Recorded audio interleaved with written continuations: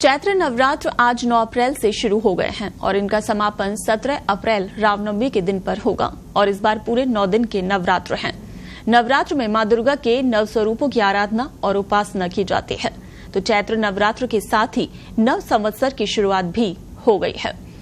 इस बार मां दुर्गा घोड़े पर सवार होकर आ रही हैं, क्योंकि नवरात्र की शुरुआत आज मंगलवार से हो रही है और ज्योतिषियों की माने तो घोड़े पर सवार होकर मां दुर्गा का आना बिल्कुल भी शुभ नहीं माना जाता, बल्कि इसे प्राकृतिक आपदा और अशुभ बातों का संकेत माना जाता है।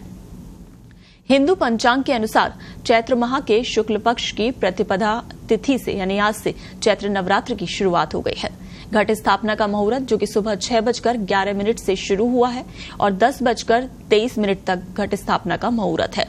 अगर आप इस मुहूर्त में घट स्थापना नहीं कर पाए तो फिर अभिजीत मुहूर्त में ही घट स्थापना कर सकते हैं। और अभिजीत मुहूर्त जो कि आज सुबह 11:57 से लेकर आज दोपहर 12:48 तक है।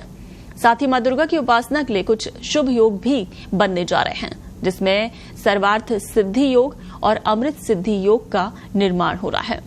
तो सर्वार्थ सिद्धि योग आज सुबह 7:32 से शुरू होकर 10 अप्रैल को सुबह 5:06 पर समाप्त होगा।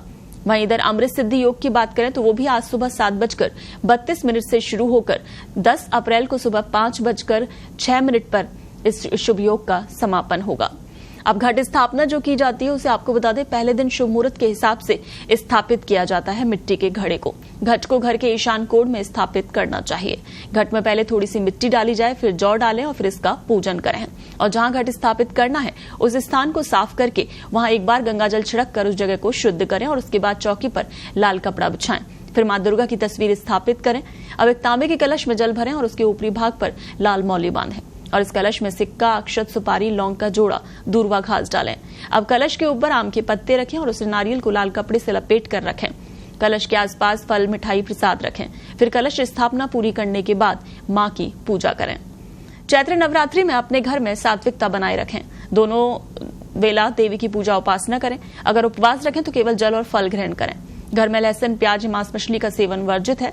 व्रत रखने वाले लोग काले रंग के कपड़े ना पहने। चौकी के पास जहां कलश और अखंड ज्योति जलाई जाती है उस स्थान को कभी सूना ना छोड़ें। तो आज सुबह से ही मां दुर्गा के मंदिरों में भी श्रद्धालुओं की भारी भीड़ देखी जा रही है, क्योंकि चैत्र नवरात्र के साथ ही नव संवत्सर की शुरुआत भी हो गई है।